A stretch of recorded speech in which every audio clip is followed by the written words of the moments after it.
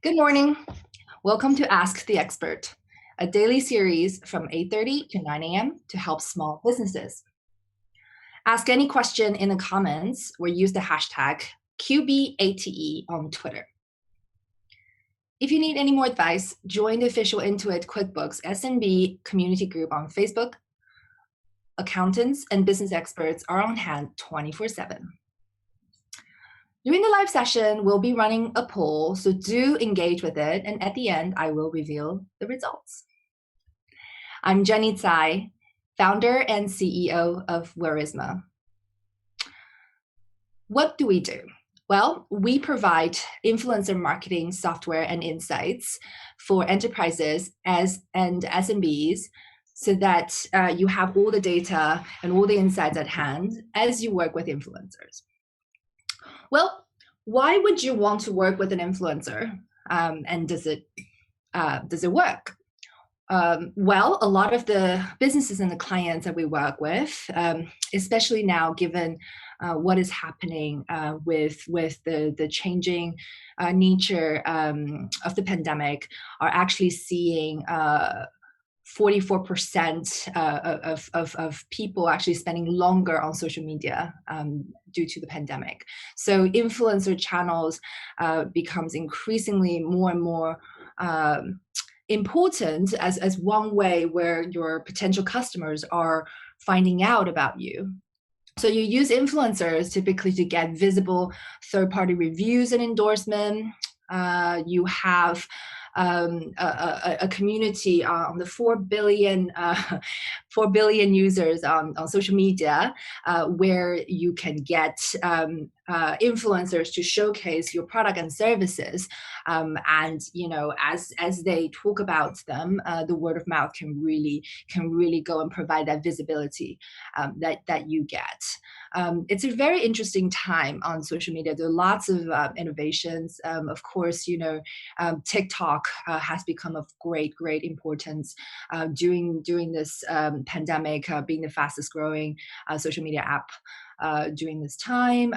Instagram also is rolling out different features like Reels, IGTV, lots of live streaming kind of aspects. So lots of great content and interactions, and that's where people hang out. So this is definitely a great way for brands alike to increase awareness, to drive brand buzz, to increase traffic to the e-commerce side, and sometimes just interact and create beautiful content that you can use on social media and on your brand side.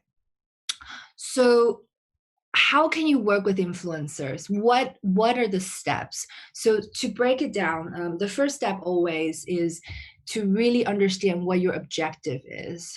So you need to know, for example, are you trying to increase brand awareness, and therefore do you need to reach out to many of them who talks about you and your products all at the same time? Or are you looking at figuring out reaching their audience? So for example, you're launching a product that maybe is tailoring to a different demographic or of audiences, and whether or not their audience might be the ones you're trying to reach. Or you're simply trying to create content for your social media channels. So understanding your objective is definitely number one. And then the second part is using, for example, the technology that we have, or doing a lot of research. You can find individuals who can really fit your objective, be it niche influencers who really are close to the community you're trying to reach, or bigger influencers to help you with brand awareness.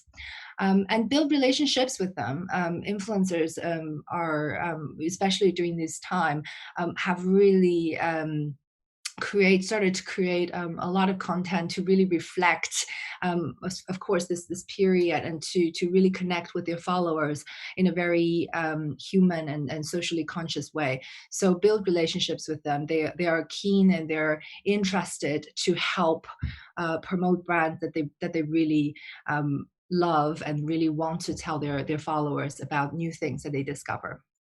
So that's the second step. The third step is measurement. So what is really important is to try to take as much as you can from this sort of look and feel aspect of it away, and introduce some measurements so you can be strategic about it. So with the software tool or with your own kind of recording, really start to understand when you, for example, send products for influencers to review, have they actually mentioned it? And when they mention it, how has their followers actually responded? And really try to understand how you evaluate the overall campaigns as you do. Then you can then rinse and repeat the next time and figure out how you can do better. A case study I wanted to share with you is we have a beauty brand, an SME brand, who's mostly based in the UK, but we're going to the rest of the EMEA market. And what they ended up doing is the first thing they do is to actually select 200 influencers that they send the product to do product reviews. And yeah, from there, they really find out who are their true advocates, who really their products really are intended to be for, in terms of like skin tones, in terms of their kind of content. And from there, they basically are able to narrow down the group of influencers who really genuinely and authentically like the product, and are able to really build up a community of influencers, advocates, and their audience in France that really follow the brand. So it's a really great way to authentically and organically build into a new market. So so I just wanted to highlight that and give you some ideas.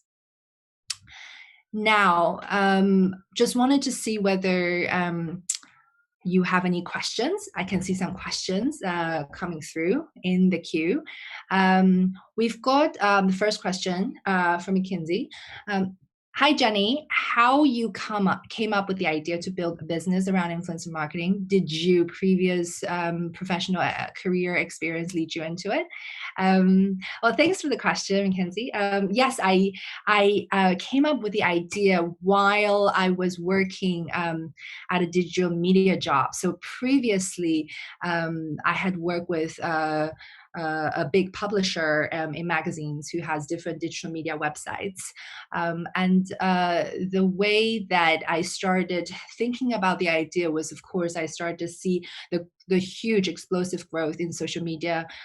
My background was in fact in engineering. So with a few good friends, we thought that there really needs to be a tool that brands can leverage in order to scale their influencer marketing effort and to make it a lot more systematic and much more replicable, much predictable and measurable. So that's the reason why we build it, and and it's we haven't looked back since. So thanks for the question. Davis mentioned that he has, I have 2 small cafes. Does influencer marketing work for local businesses like me? Yes, it's very interesting actually what's happening with local businesses. So for quite a while over the last few years or so, we started to see actually restaurants, cafe businesses started to, in fact, when they do their decorations, when they do their renovations, started to take into the sort of aesthetic of say the likes of Instagram and others sort of more in play. And the reason why they do that is because a lot of the times, instead of going on, websites where people would Google for where they would go, oftentimes they find out about cafes and restaurants through Instagram. And so the aesthetic oftentimes influence sort of if influencers come to the cafes and the restaurants, and then they can create beautiful content and pictures, and that really is the first way people find out about you. So oftentimes the journey is very simple. I'm looking for somewhere nice to go, or some sort of food that is sort of hot on the menu. So then I basically search on that on the Instagram search bar. Or I follow influencers and then I see this beautiful photo and think, great, I really want to find out where this is. Like, this food looks delicious, or this atmosphere feels really cozy, or whatever it is. And then so I would tap on the photos and then just basically hop into the social media account of the cafe. So I would say the aesthetic is really, really important. It's quite often the reason why people find out about your place.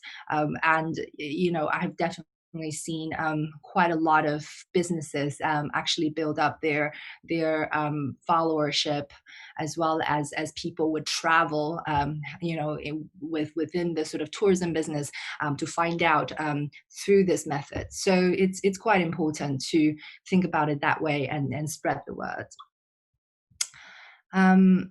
Oscar has a question. Hi, Jenny. Who are micro influencers? How is working with them different from the usual set of influencers? That's a very, very good question.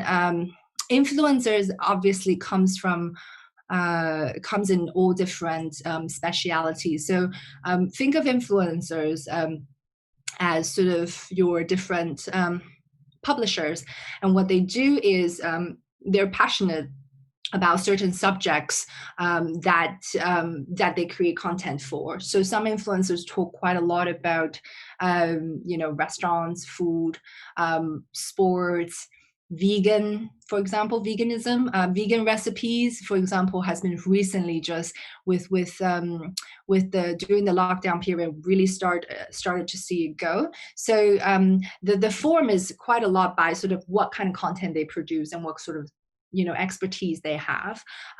Micro influencers are simply individuals who have potentially smaller level of following, and oftentimes is associated with sort of a tighter knit sort of community, whereby the engagement rate is often quite high.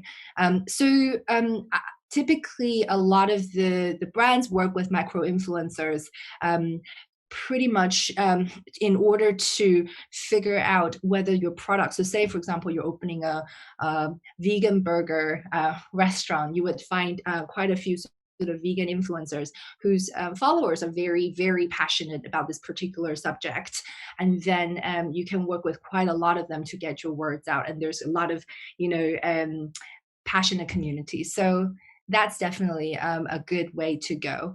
How it's different from working with, say, mid and sort of bigger influencers, it may be that they all are sort of focused on veganism, but at the same time, the bigger influencer would just have far bigger reach, and oftentimes in a campaign, you may consider picking influencers at different levels of following in order to get a span of impact.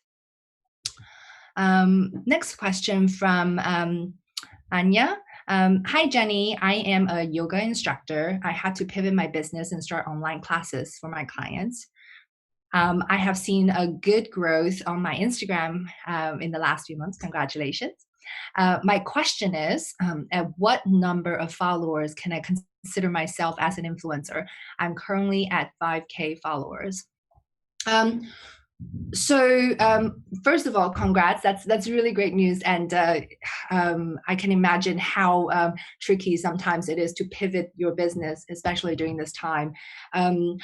I would say 5K follower can absolutely be qualified as an influencer. How we define influencers and how a lot of our clients see this is following is only one of the many parameters. So one, obviously, if you have sort of even 1,000 followers or more, but your followers are very very interested in a certain subject. So in this case, yoga. We have seen, even big brands work with triathlon athletes who has 1,000 followers but are religiously documenting all the races, and all the followers are constantly interacting below on the upcoming race, and that clearly is a great example of micro influencers, and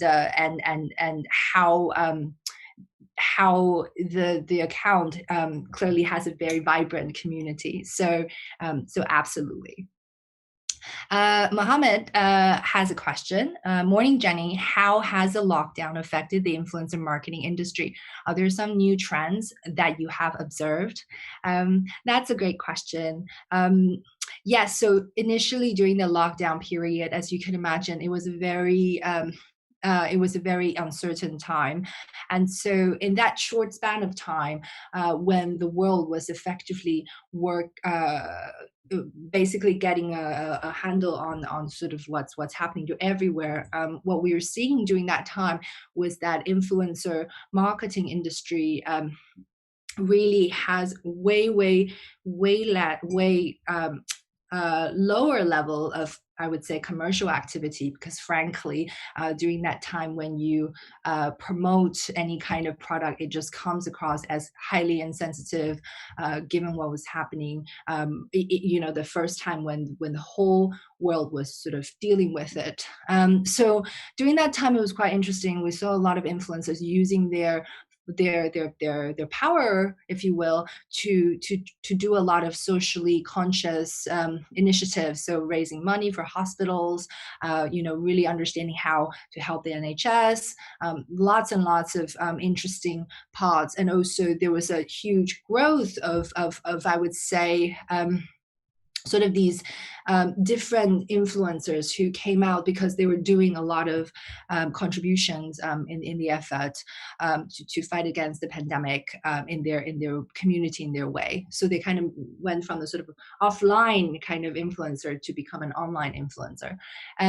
Now that it kind of started to become sort of part of our challenge, collective challenge, influencer marketing is now growing in other ways, because as you can imagine, everybody was working from home during that time, and now quite a few folks, the social media usage completely surges. So now brands are thinking, okay, now I've figured out sort of what I'm doing with the stores, what I'm doing with all the rest of the things I had to figure out. I'm starting to really think about, okay, I really need to be visible on social media. An influencer is one of the viable ways to really have third-party trusted endorsements.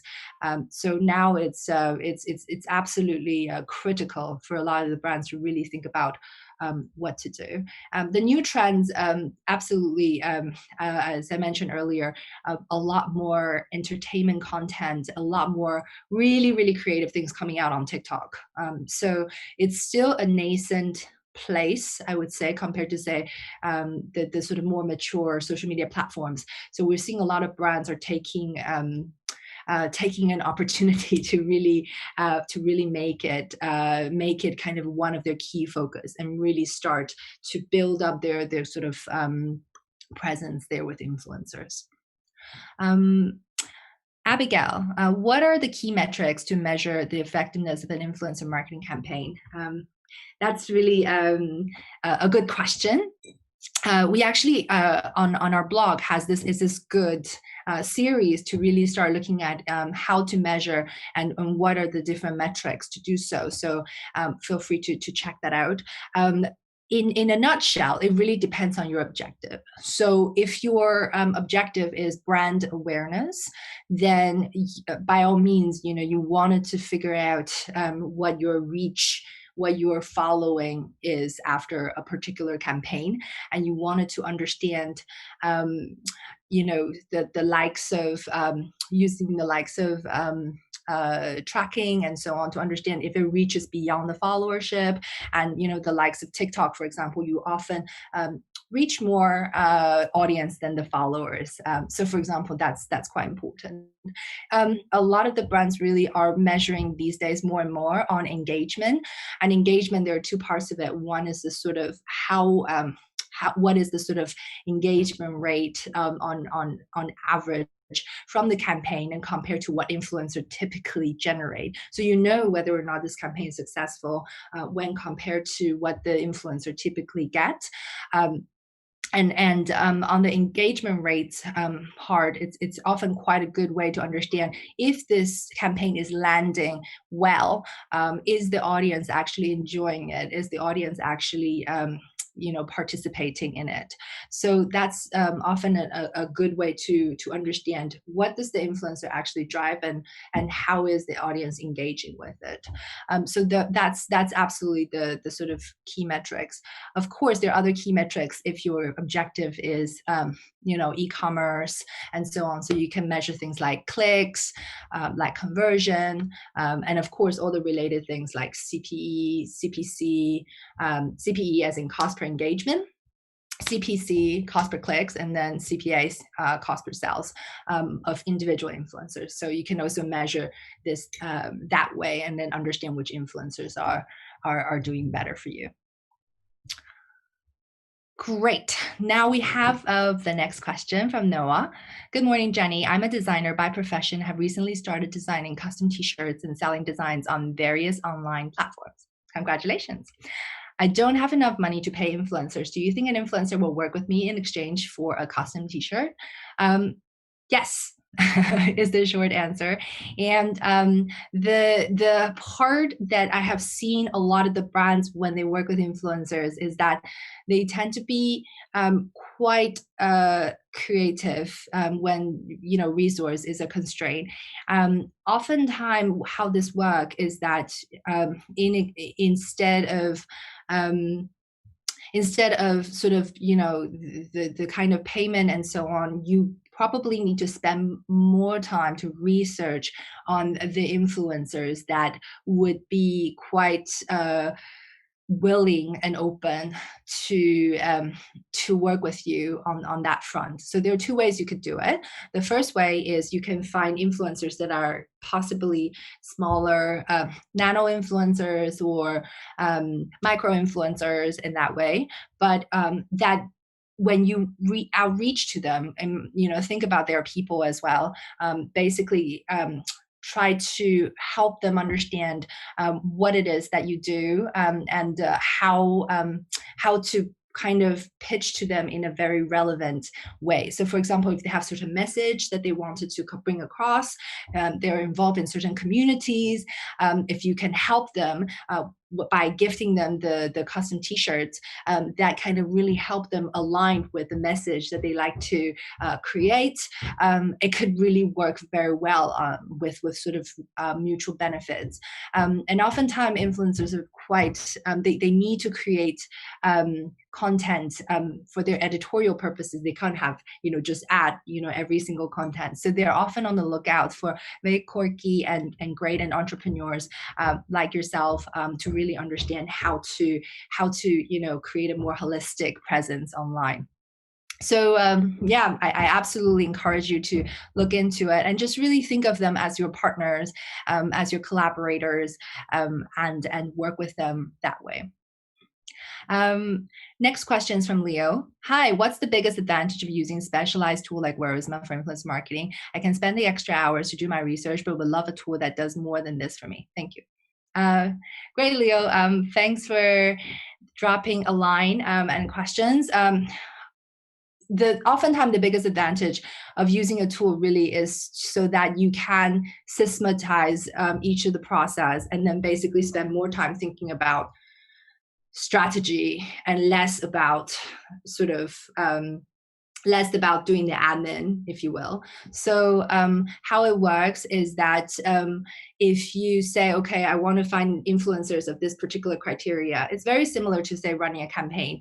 And then you basically have a list of influencers that you approach, that you gift. You basically send the products to the influencers to do. And then the system basically tracks who has featured your product, what was the audience's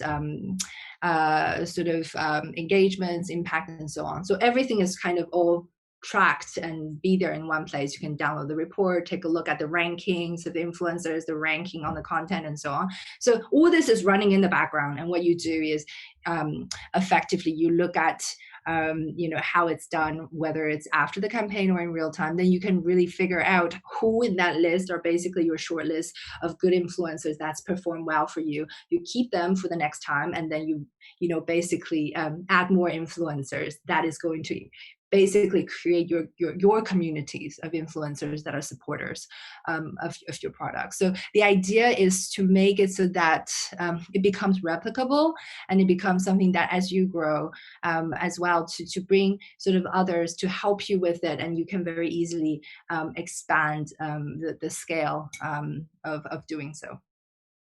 So I hope that that answers the question. Then we have a question from Emily. Hey, Jenny, does influencer marketing help offline businesses? Would you be able to share some examples? Yeah, so I think this maybe similar to one of the questions before about cafes. And so it absolutely does. In fact, a lot of our discussion now actually has to do with how companies link up with online and offline when it comes to sort of events and offline places. And the reason why it can help is when you have an offline business, you still want to be discovered by people who are doing the research online. And so whether or not they're going on a trip, whether or not they are wanting to find out what you do best, you want to elevate and showcase everything that is wonderful and great within your offline business, with beautiful photographs or entertaining content on social media. And by doing so, that's how people then discover and say, hey, I should go and check it out. So that's certainly one of the areas we know has worked super well with some of the restaurants and places that they're really thinking about how they come across online. And it's exactly the same thing as sort of making sure that you're discoverable and making it attractive for for people who has very different route of researching where they want to go to do so. That kind of wraps up the questions. We have now seen the poll results come in. So we asked you, have you prepared your business for the next 6 months? So it's quite a coin toss. 50% of you said yes, and 50% of you said no. I think, yeah, especially given what is happening, at this part in the middle of autumn and winter, there is indeed a lot of uncertainty. So I can certainly understand that it's difficult even to prepare. I think one thing probably may give you some idea is to really think about how to establish some relationship up front. It may not be that currently, you can do too much of it, but you never know that if you have some online presence or even offline presence, to start build up these relationships so that when you're ready to reset and go, this kind of social word of mouth space can really kind of help you out. So if you have product services that you're very passionate about, talk to influencers that would be passionate about your product and services, and then see what you can do. So wrapping up, if you have any questions, please get in touch with QuickBooks support team on Facebook or myself on LinkedIn, Jenny Tsai. Coming up on Ask the Expert tomorrow is Erin Patrick, who is a UK Intuit QuickBooks certified trainer and head of accounts at Bofix. Erin also has a great YouTube channel called Erin Patrick, the QuickBooks Chap, where he gives you a tour into the world of QuickBooks online. Make sure to check it out and tune in to get advice tomorrow. A reminder that if you need any more advice, join the official Intuit QuickBooks SMB community group on Facebook. Accountants and business experts are on hand 24/7. Thank you all very much for tuning in this morning, and have a great day.